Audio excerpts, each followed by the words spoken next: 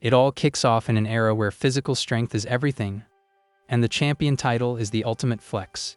At the combat tower, there is only one open spot for each rank, and a brand new A-tier champ just dropped. Because of this, a bunch of heavy hitters are heading to the tower, looking to become the new symbol of power. But even those who have already made it to the top never stop showing off their aggressive NPC energy and dominating everyone else. The current champ feels like official matches just are not enough to satisfy his craving for a fight. So, he heads to sketchy, isolated spots looking for alternative ways to let off some steam. Out there, the big dude makes a kid hold up his training pads for him. Young Yil is completely intimidated while holding the gear, just bracing for the impact. Then, the opponent lands a hit so heavy it sends the kid flying backward. Yil hits the dirt while the brute mocks him, saying that picking on people is way more fun, laughing that the kid still falls for it. The bully keeps roasting his victim, calling him an ordinary, useless nobody. But soon, the brute's goons let him know that the morning workout is done, reminding him that he is going to be the next director. They tell him it would be way better to train with pros instead of wasting time with a weakling like him. Grabbing Yil by the hair, the champ tells him to show up the next day, or his dad is going to pay a heavy price. To these superhumans, our guy was just a punching bag, being blackmailed so his family's gym would not get wrecked. Releasing a wild dog on Yil, the bullies start getting a kick out of his absolute panic. Their leader gives the green light for the beast to go full attack mode. He laughs out loud, claiming the best part of his day is watching the kid run for his life. With zero options left, Yil sprints across the lot, trying to dodge the beast's jaws. While booking it, the MC feels super frustrated, wondering why his whole life revolves around just running away from his problems. He vaults over the rubble with crazy agility so the animal does not catch him. Out of breath and gripping a jump rope, he finally manages to lose the dog and his stalkers. Since he had zero physical strength, the only thing the kid could do was train his legs non-stop to get better at escaping. Because of that, he starts jumping rope at an insane speed in an empty lot. But he goes so hard that the gear just cannot handle the friction and snaps. Seeing the busted rope, Yil sighs, realizing that was the 10th one to break on him. His daily routine basically meant sweeping streets for cash, training solo, and getting bullied by the champ. Despite all this struggle, the one reason he never gave up was because he still had his dad by his side. Staring out at the horizon, he holds on to the simple dream of one day making some real friends. Suddenly, a sarcastic voice breaks the silence, asking if he was working out in secret. The bully shows up again, teasing that the morning session must not have been enough for the gym owner's kid. He lifts the boy by the collar and spots the training weights strapped to his legs. Thinking the whole thing is a joke, the brute orders Yil to follow him to his private turf to learn what real combat is. The MC does not really get it, while the bully roasts him, saying his dad must be a total flop for raising such a weak kid. Even though he is intimidated by the guy's pressure, something shifts inside our boy's mind. He feels grossed out with himself, not because of the insult to his dad, but for even considering learning to fight from this dude. Yil feels ashamed for thinking that training with his own bully would be the only way to escape him in the future. Once inside the facility, the champ flexes about having official refs on standby since he is part of the superhuman agency. The kid is forced to put on boxing gloves, bracing himself for the worst-case scenario. The officials hesitate, knowing the young master's strength could do some permanent damage. But the supervisor tells them to roll with it for the sake of the workout. The people in that room were all bodyguards for the government agency, and absolutely no one was going to step in. In a society where power makes the rules, having the government backing you meant doing whatever you wanted with zero consequences. Trapped in the ring, Yil is told he can tap out if the pain gets to be too much. But he keeps shaking with tension, fully aware they would not let him walk away that easily. When the whistle blows to start things off, the brute rushes in full of malice, wanting to end the fight in seconds. The champ fires off an energy charged strike, ready to knock his opponent out for good. Furious at the idea of Yil seeking payback in the future, he decides to punish that attitude with full force. But, right when the kid thought it was all over, the gym doors are busted wide open. The person walking firmly into the spot is none other than the kid's dad. He walks right through all the suits and security guards without a single ounce of hesitation. Yil and his bully freeze up, totally blindsided by the sudden entrance. The government officials complain about letting someone in, immediately recognizing the intruder's identity. Without taking his eyes off the ring, the man keeps an unshakable and intimidating vibe. Gripping the ropes tightly, a massive pressure starts radiating from him, creeping everyone out. With a deep boss-level voice, the man demands they stop the match right then and there. The brute actually takes a step back, clearly rattled by the heavy presence of Yil's dad. The agency supervisor steps up to the intruder, creating super heavy tension in the room. The suit glares at the newcomer, fuming over the total disrespect for the institution's rules. Getting his confidence back, the young master mocks him, asking if crashing a light sparring session is a direct challenge to the government. But the dad just shoots a piercing look right at the bully, shutting up the trash talk instantly. The bodyguards gulp hard, feeling the dangerous aura that has completely taken over the gym. Even the arena supervisor tenses up, not really knowing how to deal with that crushing pressure. The man clenches his fist so hard that an intense blue energy starts glowing around his hand. Realizing things just got way too serious, the champ also starts breaking a cold sweat. Taking advantage of the distraction, Yil struggles his way out of the ring. His dad quickly reaches out to catch the kid, who can barely stay on his feet. He holds his son's arm tight, giving the boy all the comfort he needed in that moment. Turning his back to the whole squad, the man simply announces they are going home, ignoring any other drama. But the supervisor yells from the back, purposely dropping the fact that their gym is on the edge of going broke. The young champ takes the cue and challenges him to an official match, promising to leave the kid alone if he loses.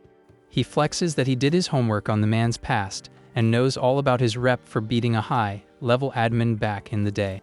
Without even looking back, the dad accepts the challenge on the spot, telling him the fight goes down in 1 week, and he will collect the prize himself. Just like that, Yil's fate and his family's freedom are thrown on the line in a crazy dangerous showdown. Later on, night falls over the simple, humble house where the duo lives on the edge of the city. The man walks into the room asking why his son hid the bullying, while the MC figures talking about it would not have changed a thing anyway. The man loses his cool and asks why the kid doubts him so much, just because the bully works for the government. Completely shut down, Yil can barely even look his dad in the eye. The kid quietly admits that his only wish was to become strong too. Hearing that, the man takes a deep breath and rubs his face, feeling the heavy reality of the situation. He grabs the doorknob, pausing for a split second before stepping out of the room. Out in the dark hallway, the older guy gets super deep in thought and really frustrated about everything going down. But he quickly changes his mind and asks the boy to wait up, saying they need to have a little chat.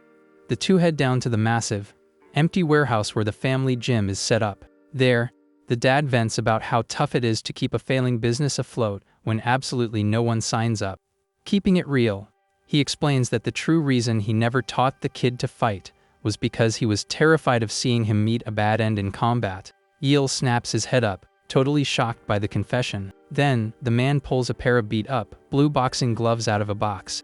He shows off the gear, dropping the bomb that he used to rock those exact gloves back in the day. The MC looks at the item with pure awe, realizing his dad had also survived some crazy tough trials. Trying to chill his son out, the man promises that nothing bad is going to happen to him during the showdown. Silence takes over the room as the dad mentally preps for the upcoming clash. Joking around to lighten the mood, he mentions he will call full if the ref is bought out, but thinks having official judges guarantees a fair fight. With total dad energy, he rests a hand on his son's shoulder to pass on some confidence. Sitting side by side in the dark gym, the dad reveals just how proud he is of his boy. Looking up at the starry night, the man gives thanks that Yil stayed strong up until this point. 1 week flies by, and the highly anticipated morning of the clash finally drops, with the kids still in bed. The dad wakes up totally stressed, already sweating buckets from the pressure and danger of what is coming.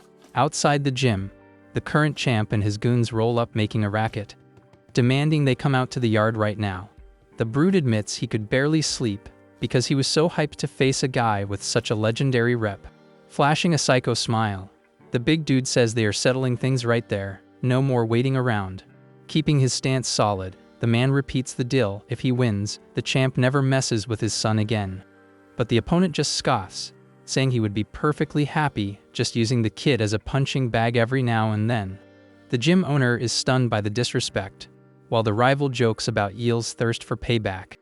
Thinking the whole thing is hilarious, the champ sarcastically claims he just wants to help the kid level up. Right then, the dad realizes the bully never planned on keeping his word, and was only there because he is obsessed with hurting people. The brute smugly announces he only came down there to wipe them both off the map. Without any warning, he launches a brutal attack that the man barely manages to block. The impact is massive, making Yeal's dad grit his teeth just to handle the pressure. The champ does not let up, firing off a savage combo of strikes glowing with green energy. Because of that, pieces of the gym's structure start flying everywhere. The man gets dragged backward by the insane power, low-key panicking about Yeal's safety. Flashing an evil smirk, the bully taunts him, asking how he is even still standing. Spotting a gap in the defense, the big dude lands a clean, heavy blow right on his opponent. He just stands there with zero chill, watching the results of his ruthless combo. Right after, the brute charges in again to deliver a devastating finisher. The man takes the hit head on, feeling the pain ripple through his whole body without any way to block it. He just cannot handle the crushing force and ends up cuffing mid-air, taking some serious damage. While his body falls backward from the momentum, his only thought is making sure his son is safe. A fierce spark lights up in the dad's eyes, straight up refusing to take the L that easily. Gathering every last drop of his strength, he stabilizes his stance and lines up a desperate counter-attack. Yelling at the top of his lungs, the man declares he will protect his kid no matter the cost. He focuses a massive amount of blue energy into his fist and charges full speed at his rival.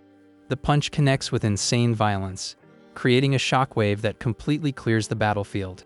Despite the crazy hit, the champ slides back, feeling the sting, but gives props to his victim's fighting spirit. In return, the big dude unleashes a terrifying green aura, charging up his ultimate move to end the beef once and for all. Seeing that ridiculous flex of power, the dad realizes just how bad things are about to get. Right then, a government official lights a cigarette and tries to pause the match, warning that they cannot use that level of power out here. But the champ is totally blinded by adrenaline and tells the supervisor to get out of his face right now. Without a second thought, the brute attacks the actual government suit with zero holding back. The supervisor gets blasted away, crashing to the ground and totally unable to stop the fight. Yeal's dad watches in pure shock, realizing there are no rules holding this monster back anymore. Wasting zero time, the big guy hits the man with a final, devastating punch, calling it a well-deserved judgment for a flop. The cheap shot sends the dad's body crashing hard into the busted up dirt of the gym. He just lies there in the dust, totally motionless after taking that insane hit. The official refs step up to check on him and confirm that the man did not make it. While the champ just whines about being disappointed, the bully sighs like he is bored, showing absolutely zero remorse for the tragedy he just caused. Nearby, Yeal is coughing non-stop in the dust cloud kicked up by the brawl. The kid tries to use the rubble to stand up, completely shattered by how the fight ended, hurt pretty bad and barely able to stand.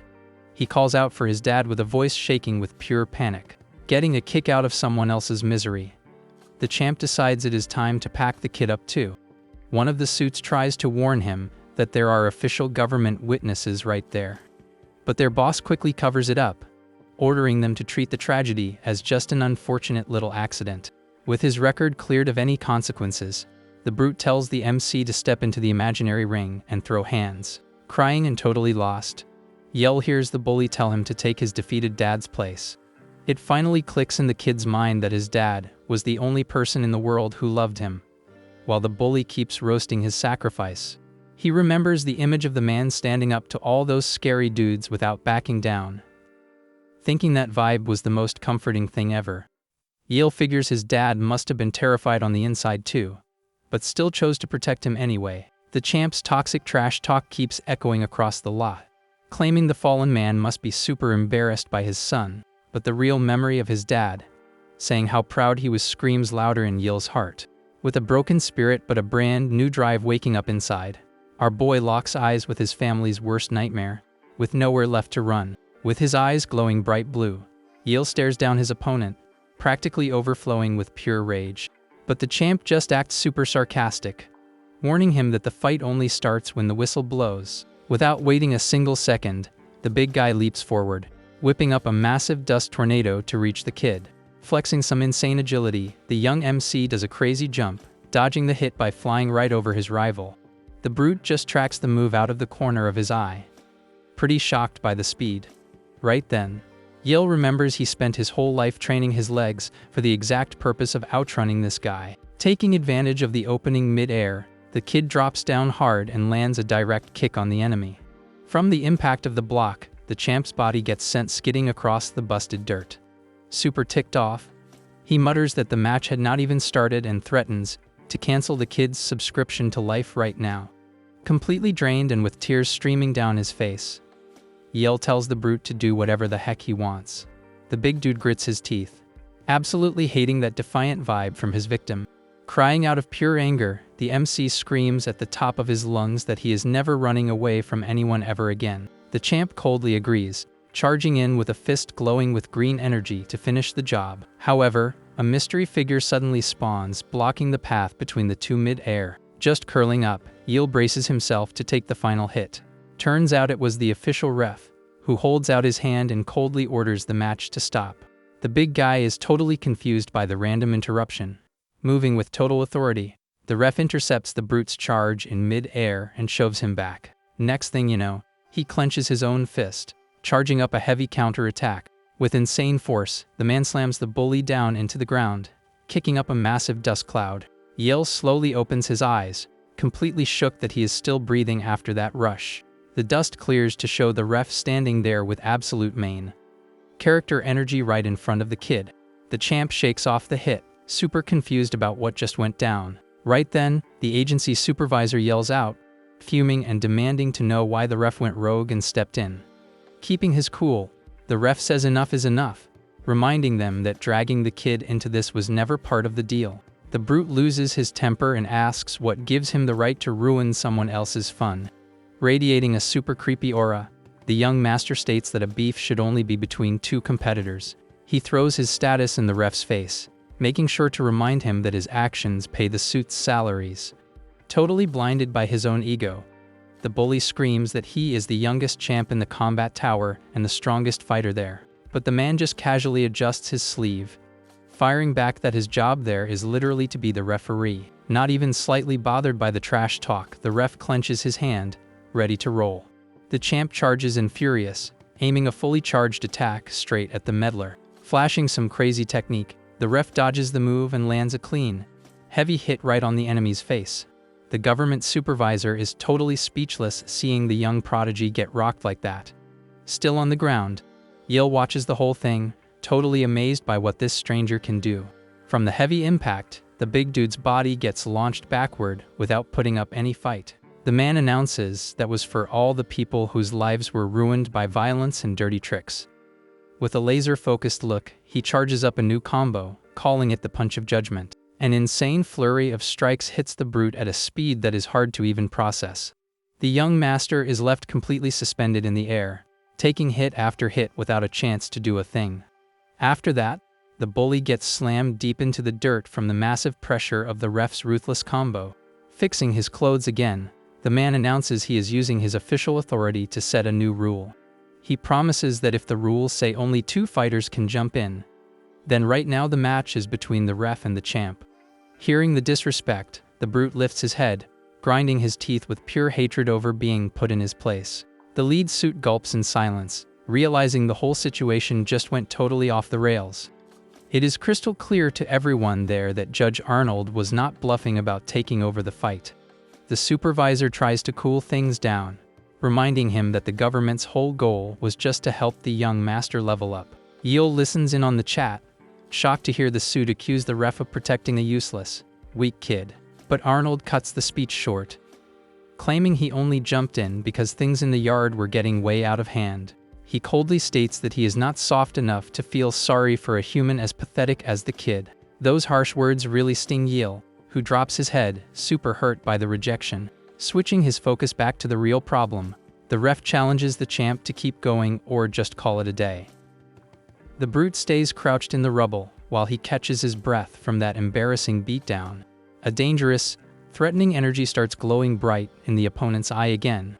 Straining hard, he finally manages to stand back up on the wrecked battlefield. Arnold thinks the rival's vibe is weird, wondering to himself why the guy is trying so hard. In a flash, a terrifying storm of green energy explodes all around the young master.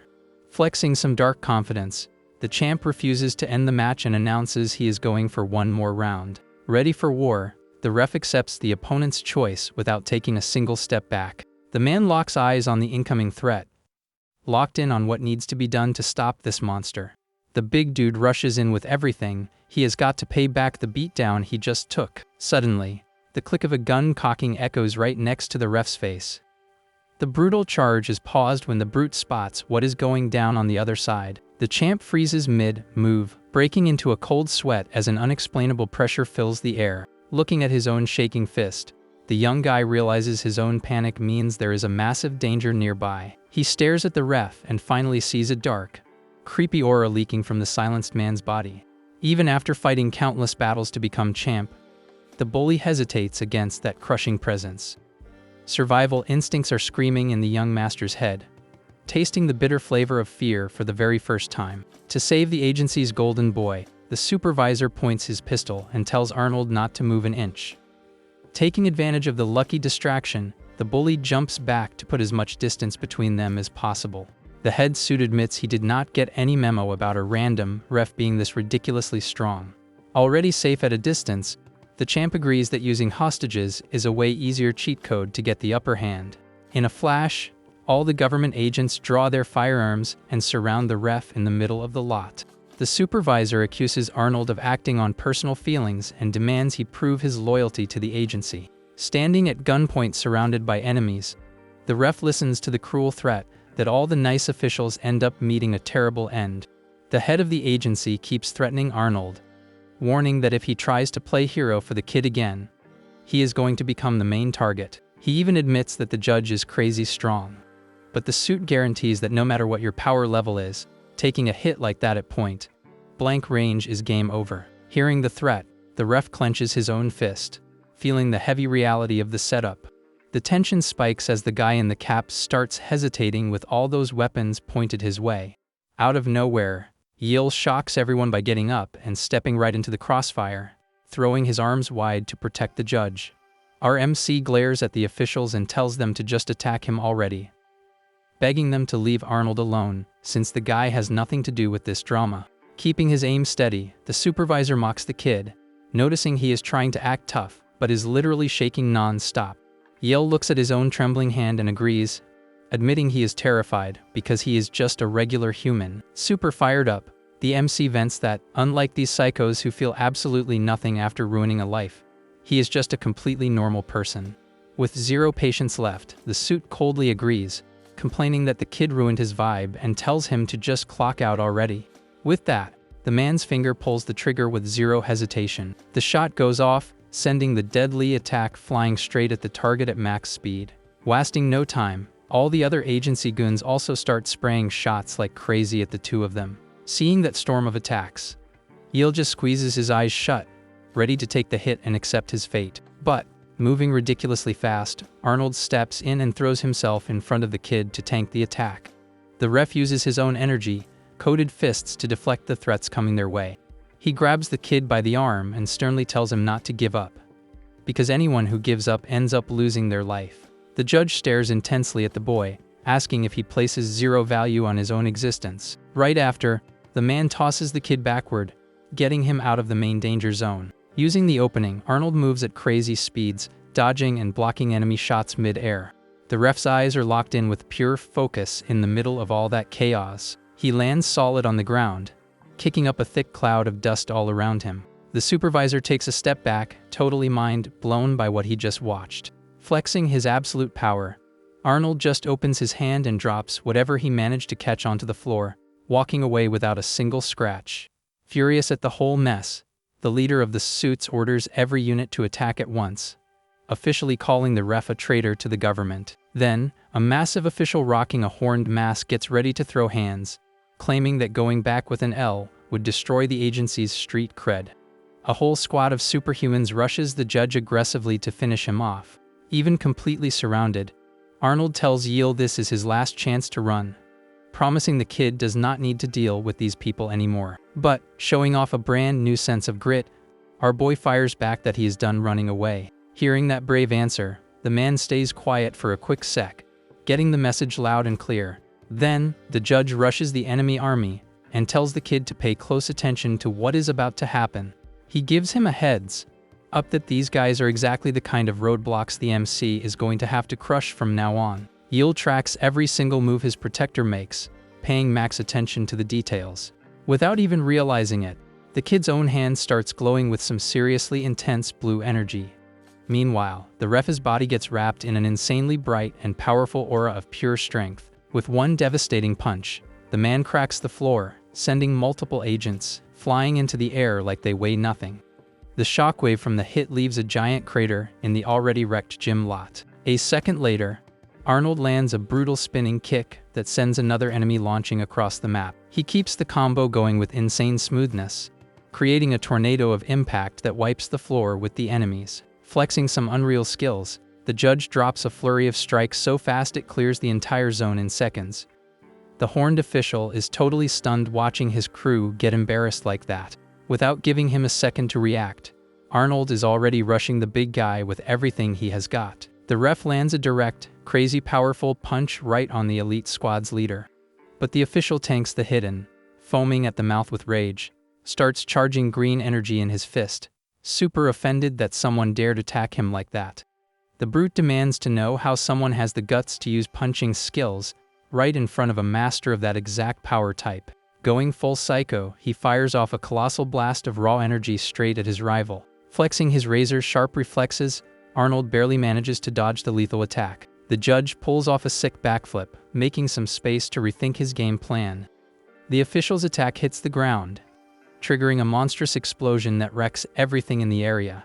Yil can barely stand up against the wind force it made, while the opponent shifts his focus right onto him. Wrapping gold chains around his fists, the big dude taunts the kid, asking if his promise not to run away just meant hiding behind the ref's back. Our boy feels the weight of that roast and clenches his fists in pure frustration. The monster jumps straight at Yil, announcing that the government never shows mercy to whoever steps up to them, no matter how much of an NPC they are.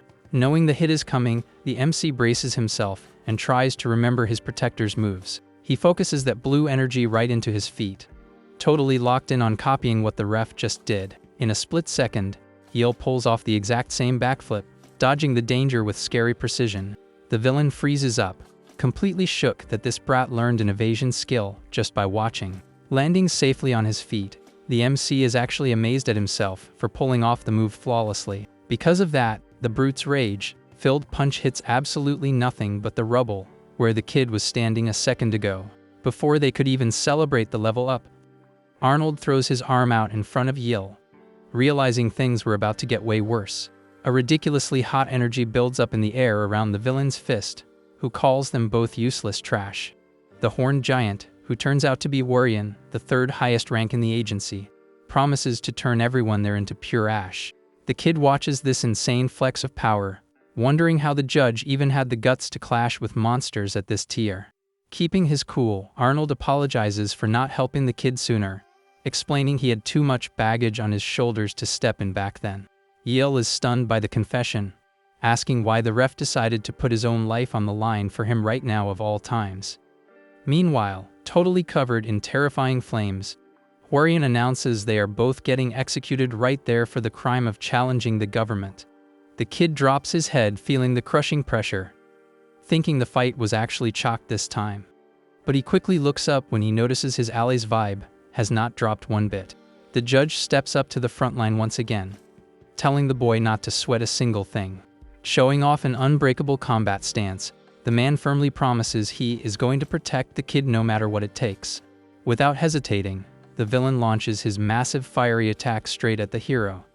The two attacks crash into each other violently, creating a colossal power struggle that takes over the whole battlefield. Yil watches the whole thing, completely in awe of this epic, protective moment. The boy's eye glows bright blue, mirroring the strength of the guy who decided to fight to the bitter end for his future. With a devastating punch, Arnold launches the brute high into the air, leaving a dark trail right through the sky. Yil watches the scene completely starstruck, wondering to himself if he could ever get as ridiculously OP as that man one day. The dust slowly starts to settle over the wreckage of the busted gym. In the middle of the mess, the young champ is panting hard, absolutely terrified by the ref's power level. He curses under his breath, completely salty about how the tables just turned. Arnold casually walks over and stops right in front of the fallen troublemaker. The judge calmly asks if he still wants to go another round, but the bully just turns his head and screams Yil's name with pure hatred. Foaming with rage, the attacker blames the kid for everything, claiming none of this would have happened if a nobody like him did not exist. The MC listens quietly while his rival spits out that, because he was born with trash genetics, his fate was already sealed. The champ yells that it is totally natural for weak people to get beat down. Tired of being treated like garbage, Yil clenches his fists and asks how any of this could possibly be his fault. Our boy glares at his rival with a kind of fury he has never felt in his life. He throws it right back in the bully's face that he is the one with the insane skills, government backing, and the main title. Right then, the MC jumps and lands a direct kick right on the brute's face, asking what he hated so much about someone who literally had 0 things to their name. Feeling the hit, the bully complains like crazy, calling the kid a coward for throwing a cheap shot right when his energy bar was at 0, landing on the ground with his leg glowing blue. Our guy agrees that the only reason he took us his whole life was because he was too weak. But he lines up a new move and drops the reality check that the reason the rival is getting packed up right now is totally different. Yil stumps his foot down with everything he has got right on top of his enemy, screaming that it is because the guy is rotten to the core. The hit connects with the big dude's face with absolutely 0 mercy. With the sheer force of the impact, the bully's body gets dragged violently through the rubble. The kid tries to catch his breath, panting hard and still glowing with that mystery energy. The young master finally passes out in the dirt, completely defeated. Silence takes over the empty lot that used to be a war zone. Staring at the burning ruins, Yil realizes he just lost his home, his dad, and everything that ever mattered to him. Panicking, he runs toward the wreckage calling out for the man. In his head, the boy flashes back to happy times riding on his dad's shoulders at a festival. Remembering the love he got and the apologies for not being able to give him a better life seriously breaks his heart. He also remembers the solid stance his protector had when facing down dangerous people without ever backing down. Crying his eyes out, the kid feels like this entire tragedy only went down because of him. With his face covered in tears, he screams for his dad at the top of his lungs. Digging through the rubble with his bare hands, our guy blames himself for dragging his family into the champ's mess. But Arnold grabs him, warning he is going to end up perishing in those flames. Completely shattered, Yil vents that he should have grinded way harder in life. Wasting 0 time, the judge forcefully pulls the kid away from the dangerous fire. The man tells him to listen up, stating that the living need to keep on living, because that is exactly what his dad would want. Wiping his tears, the boy hears the ref warn him that the enemies are just knocked out, and they need to bounce out of there fast. The pain of the loss is still suffocating our boy's heart, and he can barely process everything that just went down. While they walk away from the wrecked spot, the kid asks what is going to happen when those guys wake up. To chill him out, Arnold drops the info that his special ability makes whoever he hits lose their memory for a while. He explains he used this power on all the agency agents during their brawl. But the judge admits that spamming this technique seriously cuts down his lifespan and makes him age way faster. Even with the risk, the man promises that when the enemies wake up, they won't remember much of anything. Back at the ruined lot, the horned official finally comes to, rubbing his head. The other government goons also wake up super confused, groaning and having 0 clue how they ended up there. The big dude looks at all the destruction around them, completely lost on what just happened. He quickly figures out his memory got totally wiped right after the match between Yil and the champ started. Scanning the chaotic scene, the horned official realizes his whole elite squad got clapped and wonders who could have pulled that off. One of his underlings limps over, grabbing the boss's attention, putting the pieces together in his head. The brute reaches the totally wrong conclusion that Yil was the one who packed them all up. He guesses the kid was hiding his true power level, just like his dad, and instantly orders them to put the boy on the government's highly dangerous target list. Right then, one of the agents spots an item dropped in the dirt. It was the beat-up blue boxing glove that belonged to the MC's family. Holding the item, The horned villain promises they will not have to look hard to track the kid down soon. Far away from there, the duo of survivors walks safely down an empty road. Breaking the silence, Yale sincerely thanks the man for saving his life. The savior finally introduces himself as Arnold, revealing he works as a referee at the famous combat tower. The kid looks at the massive structure in the skyline and mentions he knows that place very well. He shares that his late dad also climbed that tower back in the day, even though he never gave any details about what he went through inside. Our boy realizes his dad just wanted to keep him from having a tough life full of battles, which is why he never taught him martial arts. Arnold agrees with the dad's move, admitting he has seen way too many pointless tragedies, and also thinks that whole system is completely messed up. The judge describes the facility as a ruthless place, where people fight each other just to level up and reach the top floors. Arnold explains that fighters put themselves through it to score crazy valuable rewards, turning the tower into the ultimate hangout spot for the strongest. He points out that this whole aggressive operation is run by the exact same government agency that attacked them earlier. The ref reveals that super rare items, stuff you literally cannot buy with regular money, are floating around in there. Ancient codes, relics, and treasures secretly looted from society are handed out as prizes for the champs. The creepiest part is that even actual people have been listed as reward merchandise in the past. Highlighting the silver lining, the judge promises that Yale's dad only kept him away from that cruelty because he loved him too much. Walking next to his savior, the kid thinks about the heavy sacrifices made for him. Knowing that people put their own lives on the line to protect someone who had nothing really hits the boy deep. Out of nowhere, Yale drops to his knees, realizing he cannot spend his whole life relying on other people to carry him. With a look full of pure drive, he stares at the ref and declares he wants to become OP too.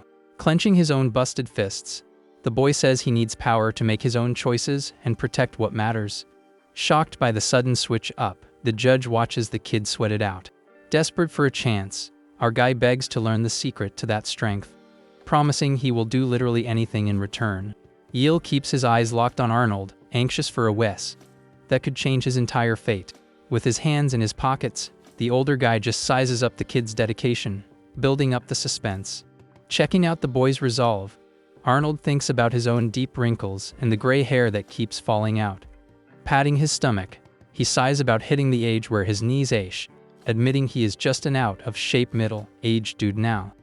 But the judge quickly changes his posture and points firmly, claiming he knows people who have goals super similar to the kid's. The ref lets him know that the road is safe from here on out, and tells Yale to follow that dirt path. As he walks away, the man explains he is heading back to the government agency to tie up the loose ends from the mess that just went down. Pausing for a sec, Arnold promises that all the kid has to do is drop his name to get inside the spot. Still processing everything, Yale says thanks for the save and promises he is going to grind hard to survive. Hearing that, the older guy shoots him a serious look and advises the kid not to live a miserable life. Waving with his back turned, he says taking it one day at a time is how he managed to survive, and tells our boy to never give up. After a super long walk down the empty road, the young MC finally makes it to the drop spot his savior mentioned. His feet feel like lead from being so tired, and he feels like he is about to pass out any second. The place right in front of him was a beat up commercial building in the middle of nowhere, totally cut off from the city. Even though he is nervous, our MC walks through the warehouse door, asking for permission to enter with a super weak voice. Right off the bat, he is pretty intimidated by what he sees inside. The dark room is full of massive dudes, while a woman in a cap and black gear stares him down with major boss energy. Trying to play it cool, he introduces himself as Yale and explains Arnold sent him, noticing they all rock the same uniform as his protector. One of the brutes steps up looking scary and asks what the kid's business is. Not breaking eye contact, the boy answers confidently that he came here because he needs to get strong. The big dude questions why he is chasing power, and Yale spills that he wants to protect everything that matters to him. Right then, the cap-wearing woman cuts the chat short, saying she does not care who he is, because in a gym, you let your fists do the talking. Wasting no time, she turns to the hallway and yells out for someone named Aislinn. A blonde girl with pointy ears steps out of the shadows looking super confident. This girl, who looks like she is around the same age as our MC, checks out the newcomer like she is super curious. The woman in the cap taps Aislin's shoulder and tells her to fold the kid quickly and send him packing back home. The instructor coldly explains that getting attached to anyone in this brutal world always ends in massive regrets. Hearing he is about to get rejected, our MC feels completely crushed, knowing he literally has nowhere else to go. Meanwhile, the blonde fighter steps up, ready to handle the order she was given. She stops right in front of the boy and casually asks if he knows how a sparring match works, with a locked-in stare. The girl warns him that if he chooses to fight her and takes an L, he has to bounce from the spot immediately. The girl keeps explaining that means she is going to beat him down until he taps out, and it does not matter if the judge sent him or not. Despite being dead tired, Yil clenches his taped-up fists, trying to find the willpower not to run away from this setup. He gets into a shaky fighting stance and pitches a deal. If he actually wins, they have to let him stay and train. Finding his guts hilarious, Aislinn stretches her arms and replies that he does not even have to go as far as winning the match. The girl promises that if he just manages to survive and last 30 minutes in the ring, she will grant any request. But her face gets super intimidating real quick, doubling down on the rule that losing means instant kick out. Even though he is terrified, our boy locks his eyes on his opponent, ready to take on this crazy risky challenge. Gathering up whatever courage he has left, he breathes deep and rushes in to start the clash. But before he could even blink, the fighter lands a devastating kick at an unbelievable speed. The violence of the impact sends the kid's body flying hard right into the concrete wall of the warehouse. The girl lands on her feet super lightly and already calls the match over without even breaking a sweat. Lying in the rubble, he hears his opponent tell him to get lost already, warning that this gym is way out of his league. Ignoring the insane pain, our MC forces his legs to work and starts picking himself up out of the dirt. He grabs his busted hand, super frustrated, straight up refusing to accept that his journey ends right here. Completely drained, the kid gets back into his guard stance, showing off some massive stubbornness. Aislinn is totally shocked as she hears the kid repeat, with a cracking voice, that he wants to get OP just like them.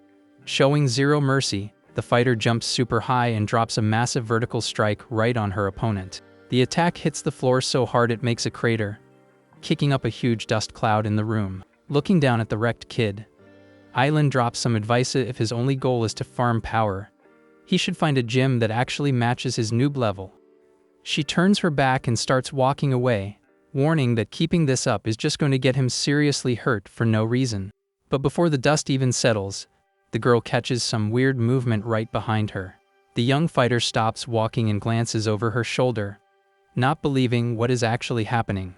Yel was standing back up in the middle of the rubble, showing off some almost superhuman durability. Watching from a distance, the big dudes and the instructor are shook by the newcomer's HP. Totally mind blown, the fighter asks how it is even possible for someone so weak to keep getting up after eating straight up knockout blows. Breathing heavy, the kid claims he has faced way worse people, making his rival switch into serious combat mode. With a furious look, Aislinn fires off an energy-charged punch just to test the limits of his stubbornness. The force of the strike is so massive that it makes the whole abandoned building shake like crazy. Already panting from the non-stop effort, the girl pauses for a sec and wonders to herself how long they have even been fighting. Right then, a solid footstep in the dust breaks the heavy silence in the warehouse. Even covered in bruises and running on empty, our MC refuses to stay down for good. Losing her patience completely, Aislinn grabs the kid by the collar and angrily demands to know why he keeps standing back up. She warns him that she has no choice left but to end the match permanently. The fighter slams Yul violently onto the ground, pinning his body down with crazy force. Leaning over the boy, she asks if he really thinks he is the first person desperate for power to show up at this spot. Squeezing the kid's injured wrist without mercy, the girl admits she hates people who use strength just to bully the weak, and asks if he would end up doing the exact same thing. With his face pressed into the dirt, our MC just listens to that bitter vent in silence. With a weak voice but sounding super genuine, he answers by completely denying the accusation. The girl hesitates when she hears the boy explain that his dream was never to get broken power, just to step on other people. Spilling tears of pain and sadness, Yil confesses he just wanted to live a happy life, but fate completely blocked that from happening. Hearing his tragic backstory about losing loved ones and spending his whole life running, the fighter's anger quickly turns into shock. The young girl is completely disarmed by how vulnerable and pure this broken kid's intentions are.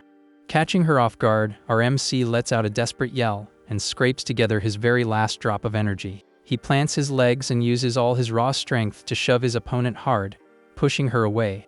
With a fierce, locked-in look, Yil screams at the top of his lungs that he is never giving up on this chance. Suddenly, an insane wave of energy explodes out of the kid's body, dragging the fighter backward across the dark room. The kid looks up with total focus, still radiating that mystery energy. Islin gets dragged back by the unexpected force, while someone yells out a warning about the danger. Right then, Yil realizes the warehouse structure could not handle the impact, and is starting to collapse right on top of him. But one of the big dudes moves ridiculously fast and catches the concrete pillar before it squashes the kid. The massive guy just stares at the boy, flexing the insane strength the members of this gym have. Super relieved he just dodged a disaster, our MC sighs and says thanks for the carry. With his body pushed way past the absolute limit, he finally gives in to the exhaustion and passes out right there in the dirt. The blonde instructor walks over to his knocked-out body, checking out the kid's stubbornness up close. The woman in the cap calls time, confirming he actually survived the full 30 minutes. She gives props to the newcomer's grind and officially ends the match. Then the supervisor tells Island to deal with the kid, ordering her to clean up his wounds and put him to bed. Time passes chill at the isolated building they use as a hideout by the road. Later on, sunlight lights up the basic room where our boy finally wakes up. Super confused and covered in bandages, he sits up in bed trying to figure out where he spawned. The door creaks and the fighter walks in, letting him know she had to give him a bath because of how trashed he looked. The kid is dying of embarrassment, thinking the girl did it, but she immediately kills the awkward vibe by revealing the big dude was actually the one who scrubbed him down. Switching topics, Aislinn claims she always keeps her promises and guarantees he has got food and a place to crash for now. Looking at his taped-up fists, Yell quietly whispers a thank you for all the help he is getting. Since they are in the same boat now, the girl decides to drop the lore that this spot is actually the HQ for the referee association. She explains the warehouse is basically a gym where the combat tower judges live and grind their training. This is the exact spot where these warriors link up to set the rules and plan out the official fight seasons. Curious about the setup, our MC asks if the girl is also working as a judge, but she shuts that down instantly. The kid remembers Arnold mentioned saving other people back in the day and connects the dots. With a chill look, the instructor admits she just grew up in that place, being raised by all of them. Putting the lore aside, she confirms the boy's identity as the son of the old fighter and points at a poster. The girl shows off a wanted flyer featuring the blue boxing glove marked as a max tier reward. Yul's eyes go wide, absolutely shocked recognizing his family's gear. Aislinn drops the news that the government agency just listed this item in the tournament to bait strong competitors. The kid's mind flashes back to the awful moments of losing his dad, realizing he had totally blanked on that detail during the chaos. That glove was the only physical memory left of the man who sacrificed everything to keep him safe. The instructor feels bad about the tragedy, warning him the government is using the item as bait to force the kid to enter the tower. Sitting in the shadows of the room, our MC processes just how messed up this government trap really is. Without hesitating, he clenches his fist and firmly declares he is entering the tournament to take back what is his. Hearing his answer, the girl totally gets it and mentions they both have the same goal, since she is jumping into the tournament too. The kid is surprised by the drop, while the fighter confirms her mission is to snag the top-tier rewards. But she quickly kills his hype, warning him that in his current state, being so weak, he would get totally deleted the second he stepped into the arena. Curious about the warning, our MC asks what the actual power level is like for the people hanging out in that place. The girl uses Arnold himself as an example, revealing there is a monster in there capable of ending the judge in the blink of an eye. That info hits the kid like a truck, leaving him terrified just imagining someone that ridiculously OP. Islinn explains that this terrifying guy is the main reason the refs cannot openly fight back against the government's dirty tricks. The brute that made Yil's life a living hell was just one of many, because the whole structure is crawling with actual monsters. Getting back to training, the instructor notes that those leg weights the kid used to rock were basically useless. Determined to change his stats, the boy gets out of bed and starts putting on his gear to train. The fighter lays down the law to reach the right level. He is going to have to follow her training method exactly. Without any heads up, she tells the kid to hold her, leaving our boy totally confused about what is happening. Completely lost by the random request, Yil tries to process what he just heard. With zero patience for stalling, the girl just jumps and throws herself full force at her training partner. The kid catches the instructor on pure reflex, straining like crazy to balance them both mid-air. Instantly, his face loses all its color when he feels the ridiculous pressure crushing his muscles. The weight is so unreal that the boy's legs give out on the spot, causing a nasty wipeout in the middle of the room. Tweaking her metal bracelets, Aislinn casually drops that every single piece of her training gear weighs an impressive 220 pounds.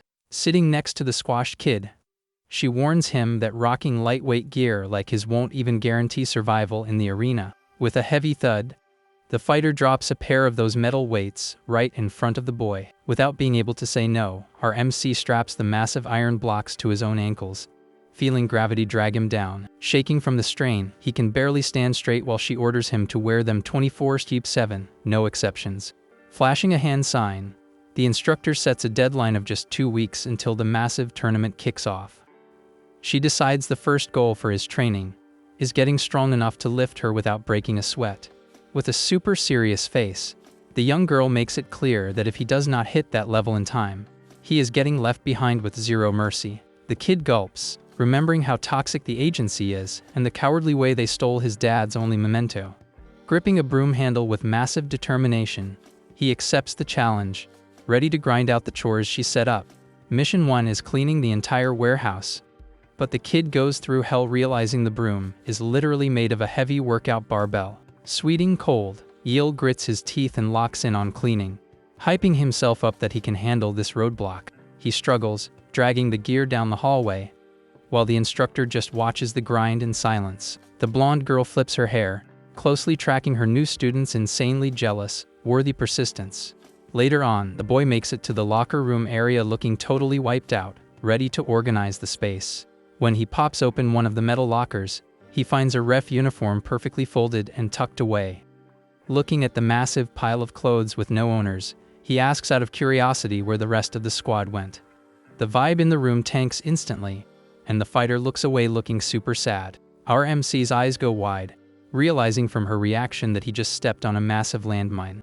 Aislinn drops the dark lore that all those refs have already passed away, leaving only the 3 veterans he met.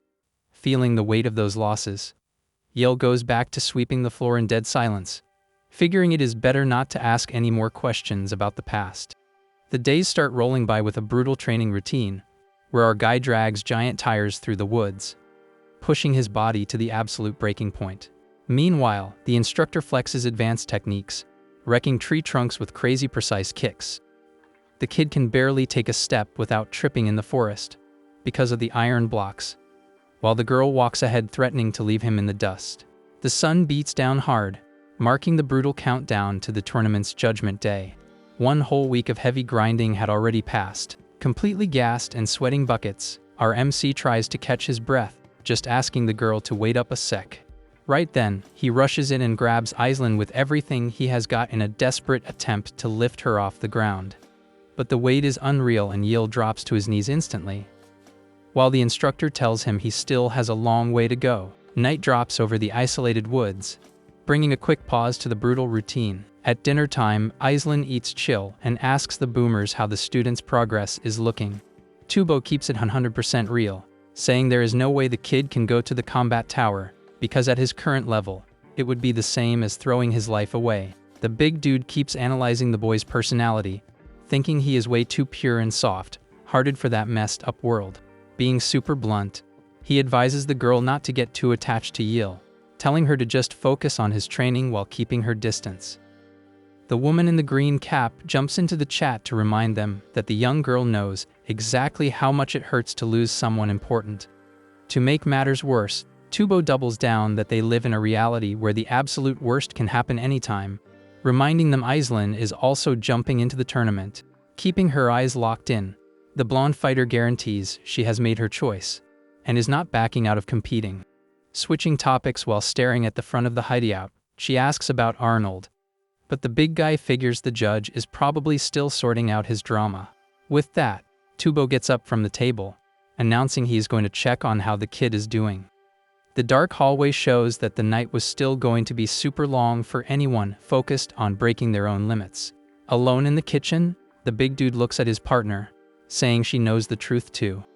The woman in the cap agrees, stressed out because it has been over 1 week since they heard from Arnold, and she is positive something bad went down. Meanwhile outside, Yil keeps pushing his body way past the limit until he face plants into the grass. Watching the session, Islan tells him to stop and go rest, insisting the kid is just straight up not ready for the tower.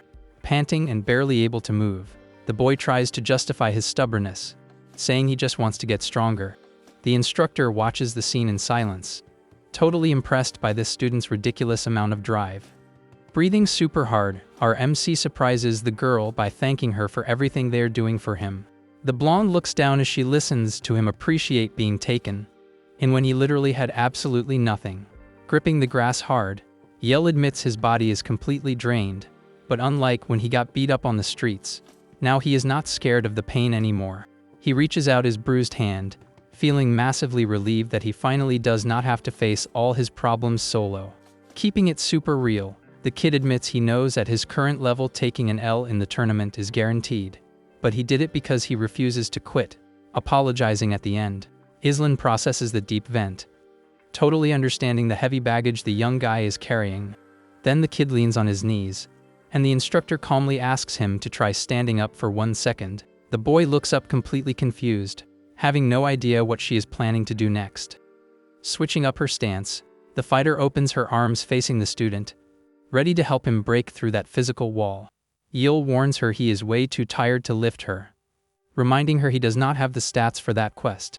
But the kid's eyes go wide in shock at the girl's random move. In a flash, Islan rushes in and jumps, hugging the kid's neck full force, forcing him to tank her weight. Staring right at her student up close, the instructor asks him super nicely to never give up. She promises she is going to help him smash through any limit that pops up in his way. With the massive night sky as a witness, the girl claims they are definitely going to the tower to achieve everything they planned. Suddenly, the walkie-talkie bursts with static and Lucy's voice calls for Islan, ruining the training moment. The supervisor frantically tells the girl to hide the kid and bounce, because the government squad just pulled up. At the hideout's entrance, huge dudes with horns were waiting in the shadows with super heavy tension in the air. Outside, the veteran duo faces off with the invaders while Lucy straight up demands to know where Arnold is. Tubo steps up and asks what the heck the agency goons want at this remote spot in the middle of the night. The boss of the government brutes steps forward holding a black trash bag looking crazy sus. Rocking a creepy smile, the villain does not say a word, just keeping a super threatening vibe. The suit chucks the bag at the judges, and the woman in the cap catches the package mid-air. Curious about the morbid delivery, Lucy quickly rips it open to check the loot. The horned mask official just watches the doe's reaction, flexing major toxic energy. Instantly, the woman in the cap's eyes go wide, completely frozen by the shock of what she just saw. The big guy next to her gets terrified too, realizing how bad the situation is. Inside the trash bag was the ref uniform completely shredded and covered in battle damage. Tubo pulls the wrecked fabric out with his own hands, confirming that gear belonged to their bro Arnold. Taken over by crazy rage, the veteran starts radiating heavy energy, but Lucy tells him to chill out. Full of hate, the big dude demands to know what they did to his friend, and the suit replies he came exactly to drop that update. The government official makes up a story that Arnold got into an unlucky accident and is recovering after getting clapped by a kid named Yil. Hiding her relief that her coworker is still breathing, Lucy mentions they have got a ton of work ahead with the tower opening. The suit points his finger and orders the judges to track down any competitor who flexes enough power to threaten the agency. He explains that crazy strong people get baited by the prize, but the government cannot let anyone slip out of their control. Hyping up the ref's talent, scouting skills, the villain orders the duo to eliminate any wildcards. After dropping the memo, the agents dip into the night while the supervisor agrees to the quest. Alone again, the veteran instructors take a deep breath, relieved things did not escalate into a real boss fight. Tubo mentions, much calmer now, that luckily the agency does not seem to suspect Arnold went rogue. Staring into the dark woods, the big guy questions how long they have to keep playing along with these toxic people's orders. Time skips and the sun comes up with Yil finishing, washing a whole tub of perfectly clean laundry. But the supervisor coldly tells him those old rags were supposed to be trashed, leaving the kid totally stunned. During the meal Lucy cooked up, the boy chews his food struggling, feeling like he is swallowing straight up rocks. Right after, he gets back to his cleaning grind, dragging the iron broom, realizing the weight was actually way more manageable now. Our MC's body had adapted to the heavy lifting, letting him move through the room with crazy smooth flow. Noticing the student's obvious level up, Isla narrows her eyes and orders him to follow her. The squad heads down to the Judge Association's massive basement, a zone built entirely for hardcore brawls. The blonde instructor posts up next to the big guy and announces the physical conditioning phase is over, and now it is time for martial arts training. Hearing that, the kid's heart goes crazy with pure hype for what he is about to learn. The girl explains that human power is split between raw physical stats and superpowers that break all limits.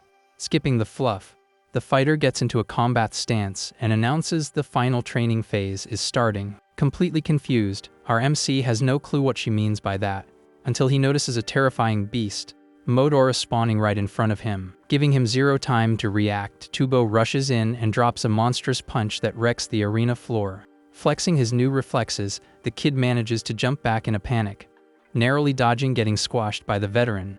The dust settles and Tubo is still standing, oozing a scary amount of energy, while the kid is still on the floor. Right after, Aislinn coldly tells the student to get up off the dirt and get back in the fight. But the big dude gives him no break and drops a devastating punch, forcing Yil to just try and tank the hit. With nowhere to run, our MC gets easily lifted by his collar by the veteran. The giant asks why the kid did not dodge, and gets hit with the reality check that he literally does not know how. Dropping some hard facts, Tubo promises that absolutely nobody survives the combat tower just tanking hits, demanding the young guy stop eating damage and start dodging. Completely bruised up, Yil is internally screaming, trying to figure out how the heck he is supposed to dodge attacks that are this ridiculously fast. Watching from the sidelines, the instructor sighs, super annoyed, and repeats that he needs to stop acting like a punching bag. Taking over the tutorial, Aislinn walks up and tells the big dude to launch an attack at her so the student can see how it is done. Winding up his fist, Tubo charges his power again, ready to demonstrate the move in real time. Still on the ground, the kid's eyes go wide, paying max attention to what is about to go down. With brutal momentum, the giant fires off an ultra-heavy punch straight at the blonde instructor. However, she dodges the strike with surgical precision, letting the fist fly right past her face. In that exact second, Yil acts on pure instinct and yanks the girl back, apologizing and admitting he thought the boomer was actually going to hurt her. Sighing with relief, realizing his intentions, the girl notes that if he can already move at that speed on his own, she does not have to stress about his physical stats anymore. Giving props for the teammates' hustle, the instructor dismisses Tubo and tells him he can head upstairs to chill.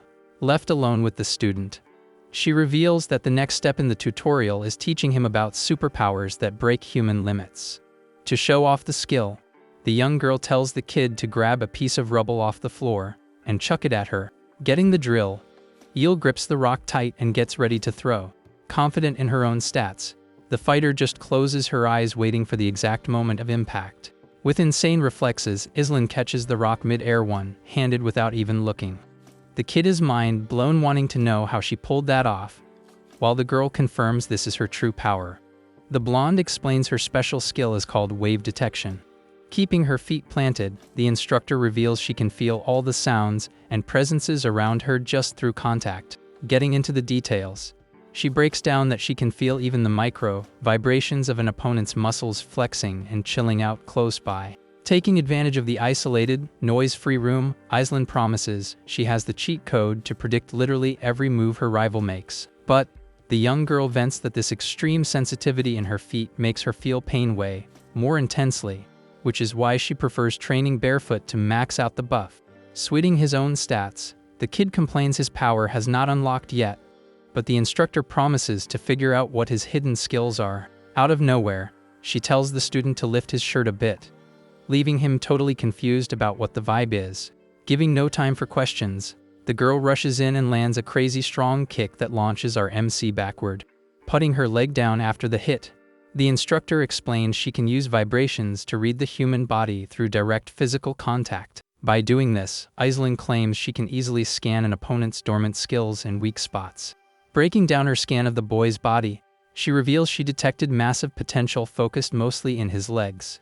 On top of that, a mystery energy was also flagged glowing right in the center of the kid's heart. Catching his breath on the floor, our MC hears her advice to focus his grind on those two zones to force his hidden power to awaken. Agreeing with the strat, Yil gets the leg part since he has been grinding cardio forever, but is super confused about how to actually work out his own heart.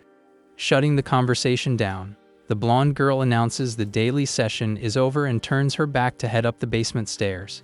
Being genuine as always, the kid says thanks for all the carries and admits he feels way more chill knowing they are both chasing the same end game. Staring at the wall, he remembers the instructor also plans to enter the combat tower for the exact same reasons he is. Outside at sunset, the young guy shares that his end game is getting payback on his enemies and finally living a happy life, wishing to leave this server without any regrets. Those words carry all the heavy baggage of his tragic past and the L's he took on the streets. Walking up the stairs, Aislinn just congratulates her student on the grind, suggesting they catch some rest since the tournament date is coming up fast. Standing by himself, the kid zones out thinking about his late dad, who always seemed so OP and was his main emotional support pillar.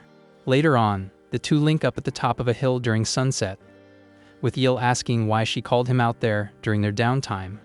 Catching the boy off guard, the instructor shoots him a hardcore look and says she is disappointed with how easily he talks about kicking the bucket, asking if he values his life at all. Clearly ticked off by her student's NPC energy, the fighter turns her head and mutters under her breath, questioning his whole mindset. Totally blindsided, Yil realizes this is the very first time the instructor has lost her cool and roasted him this hard. Getting her boss energy back, the young girl states that the people responsible for taking out her family are in the tower, and her only mission now is completing that revenge quest. Not getting her cold vibe at all, the kid questions if payback is really the only thing that matters, arguing that he wants justice too, but still dreams of making at least one real friend. Staring out at the view, the girl sighs and comments that having zero desires outside of hunting enemies makes life way too boring. Looking at her student, Aislinn asks with genuine curiosity what exactly this concept of fun he just mentioned actually looks like. Rubbing his own wrist looking super awkward, Yel admits he did not exactly have a ton of premium childhood experiences to use as examples. He gets in his feelings remembering that, back when he was little, riding on his dad's shoulders was the most fun thing ever. Killing the sad boy hours, the blonde instructor just tells the kid to physically show her how this so-called fun activity works. Trying to follow orders, our MC steps up and easily lifts the fighter in his arms, leaving her completely shook by the sudden move. Super confused by what is happening, the young girl is amazed realizing her student just picked her up, remembering that just yesterday he literally could not handle her weight. Fixing his posture, Yil adjusts the girl properly on his shoulders and starts walking across the bumpy hill. Taking in the premium view, Aislinn stays dead quiet, just enjoying the chill vibe of this innocent little game. The duo walks peacefully along the hilltop under the sunset, soaking up a super rare moment of peace before the massive storm waiting for them in the tower. But right after, the kid collapses on the ground totally out of breath, complaining the instructor is way too heavy, while she pretends she did not hear anything and walks away.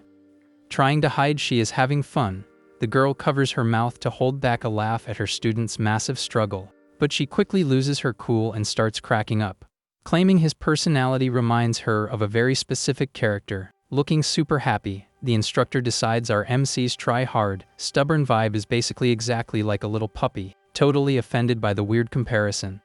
Yil makes a face, making the young girl quickly clarify she did not mean it as a roast. Explaining herself, Aislinn promises dogs are her favorite animals, because unlike toxic, lying humans, they keep it 100% real and never hide their true feelings.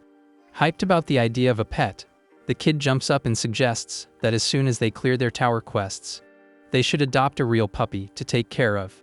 The chill vibe vanishes when the fighter turns her head and asks, with deadly seriousness, for the boy to stay alive and survive the tournament's traps. Caught off guard by the drastic tone shift, he agrees without hesitating, accepting the real concern coming from his strict mentor. Staring at the silhouette of the combat tower on the skyline, Aislinn locks in the promise, demanding they both make it out of that death trap in one piece. The orange sky reflects the massive scale of the building and the weight of that silent pact made between the two kids.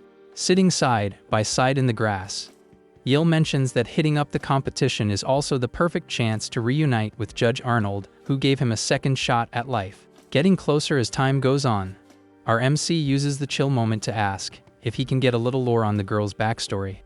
Curious about her mystery origins, he asks how she ended up at the ref's headout and exactly who she is trying to get revenge on, getting absolutely no answer. Heavy memories start flooding back, bringing up the old words that claimed both kids' backstories were basically the exact same tragedy. A super depressing scene takes over the girl's mind, showing her own house getting eaten by flames on the exact day the government agency ruined her childhood with zero mercy. The painful flashback continues with the horned brute ordering them to hunt down and eliminate the girl's entire family. He justifies it by saying those people had dangerous skills that could threaten the government agency. The villain mocks the whole situation, trash, talking that bloodline's arrogance in being able to spot the weak points of any superhuman. However, Judge Arnold suddenly spawns in the middle of all that destruction, rocking an unshakable stance. Caught completely lacking, the horned official takes a heavy hit and demands to know how someone could possibly have that kind of power level. In the middle of the rubble, little Aislinn tries to stay conscious after losing absolutely everything. Looking at the ref's boss-level figure, she remembers he was the one who risked it all to save her on that awful day. Furious at the interference, the masked monster recognizes the judge and threatens to report this entire betrayal straight to Koba. The official promises that the second the admin finds out, the Judgment Association is going to be completely cancelled. Face down in the dirt, the little girl cannot figure out why this stranger is fighting so hard to protect people society considers NPCs. But the judge charges in full of rage, asking if these suits think people's lives are just some kind of joke. The villain is totally shook, paralyzed by that insane flex of power. Giving him zero time to block, Arnold lands a devastating punch straight to the enemy's face. Taking advantage of the opening, he unleashes a massive wave of energy that sends all the government goons flying away. The girl shares that the judge actually managed to get her out of that hellscape alive. Unfortunately, the fire completely ate her house, and her parents ended up meeting a tragic end in the middle of the raid. After the tragedy, the young girl explains she was taken in and raised by the members of the Judgment Association. However, she suspects Arnold's move to wipe out those agents ended up causing some massive backlash later on. That squad became her new family, and the girl honestly thought she was going to spend the rest of her life chilling with them. But the government went full try hard and started eliminating every single one of the remaining judges, both in the tower and across the map. With all these constant losses, the organization got nerfed down to just the 3 survivors left at the headout. The sun keeps setting on the horizon as Aislinn wraps up her tragic lore drop sitting on the hill. Yil pays close attention hearing that the guy who ordered the raid was an agency exec named Koba, who is currently running the tower. Keeping a solid posture, the fighter doubles down that her only reason for entering the tournament is to get payback on this dude. Staring out at the woods, the young girl promises she is going to complete this quest whatever it takes. In another spot, down in the association's basement, the 2 veterans stare at a monitor where Arnold admits he is super relieved to finally get in touch. The ref quickly asks if the kids are good, and Tubo promises they are doing great and will link up at the tournament soon. Lucy comments that Aislinn and Yil have super similar vibes, totally getting why their bro risked everything to save them. Switching up the tone, the supervisor hesitates a bit before dropping into a way more serious topic. Over the radio, the woman asks with major concern how much longer their coworker can actually handle this whole setup. The man admits his HP is not what it used to be, confessing this run of the tournament might be his last. Catching the tension, Arnold suggests that if the duo is scared of what is coming, they have a total free pass to quit and walk away. But the big dude rejects the offer without blinking, promising they are sticking together until the endgame and immediately cuts the feed. The instructor duo represents the last solo resistance of the Judgment Association. Their org operates as a mini-faction under the government, meant to record matches and ref the brawls. The judge job got super complicated because the OP guys want to be competitors, while the weak ones cannot handle the stress of the role. With the government pulling all the strings behind the scenes, actual justice got deleted, leaving the refs to just keep up appearances and take all the blame. Even with all these trash odds, they keep grinding on the front lines specifically to step in and save lives using whatever authority they have left. Another perk is abusing their access to the government system to mine secret data about the agency. Adjusting her gear, the supervisor reminds him they teamed up with the clear goal of taking down the corrupt bosses, avenging the fallen, and protecting the weak. But reality is rough, and with almost all their members wiped out, the association is just a tiny spark about to fade out. With that, the woman steps away from the monitors with fresh motivation for the mission ahead. The comms device starts beeping, dropping the official notification that the tournament has launched and everyone needs to pull up to the arena. Already outside the hideout, the van is ready to roll, and the supervisor asks if everyone is locked in. Looking at her students, she announces that from this exact second, the road trip to the combat tower has officially started. But before they hop in the ride, the woman tells the teens to pay close attention to a major piece of advice. With a strict tone, the instructor issues the absolute most important rule: do not lose your life in there. The kid hears the warning to focus on survival, honoring the sacrifice of everyone who risked it all for him back in the day. Lucy explains they will link up inside the tournament, but warns she cannot promise to carry them if things go totally sideways. Curious about the mechanics, Yale asks how the matches actually work, and the woman replies that the admin patches the rules every single year at the last second. The supervisor makes it clear that refs can only step in or pause a fight, basically having their hands tied when it comes to the overall event flow. Before they can drop the subject, our MC raises his hand to get the veteran duo's attention. Catching the boomers off guard, the kid asks super genuinely for the two of them to stay alive too.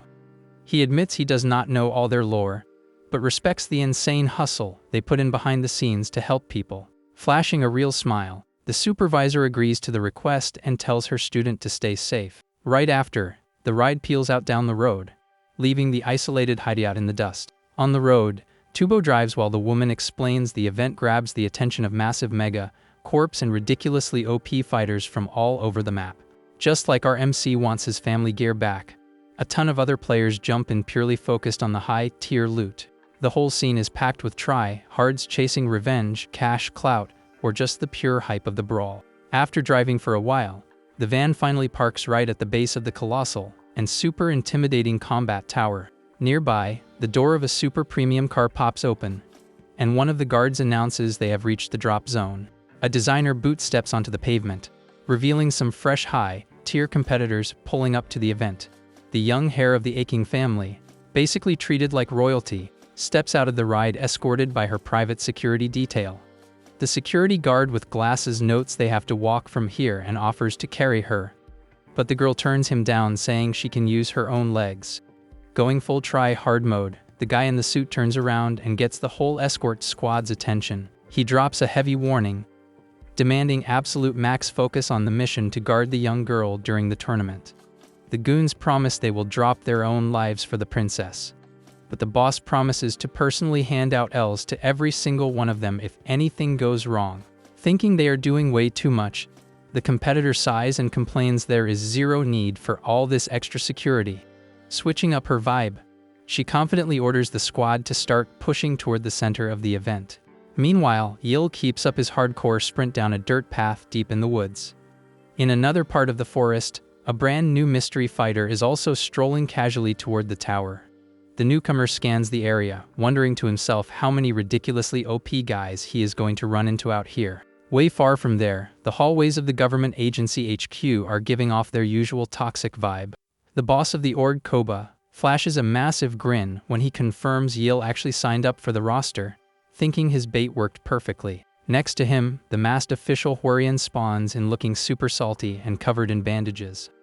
The higher-up laughs out loud and roasts his underling, asking if he is still crying over the little girl who wiped his squad. Switching up the tone instantly, The agency boss warns his subordinate to be extremely careful with his trash talk. The villain thinks the whole situation is funny and mocks that the elite team should have done a way better job protecting the young master during the brawl. To Koba, this new threat spawning just means more hype. He admits that for someone who already hit the tower's level cap, this update is amazing, because he is dying to 1v1 the girl. Right after, in a super dark room, a dude in a green jacket is seen kneeling down showing respect. A mystery voice breaks the silence, calling the guy San. This boss-level figure belongs to a massive dude with huge horns, who is staying completely hidden in the shadows of the room. The mystery big boss demands his head to the tournament and prove he is actually top tier. Showing zero hesitation, the guy with the mustache accepts the quest on the spot. Gripping his own fist with crazy rage, the fighter charges up some intense energy, internally swearing he is going to permanently delete Eel from the server. With the whole squad assembled, the agency boss finally gives the green light for the agents to roll out. Koba firmly declares that all of them are heading straight to the combat tower.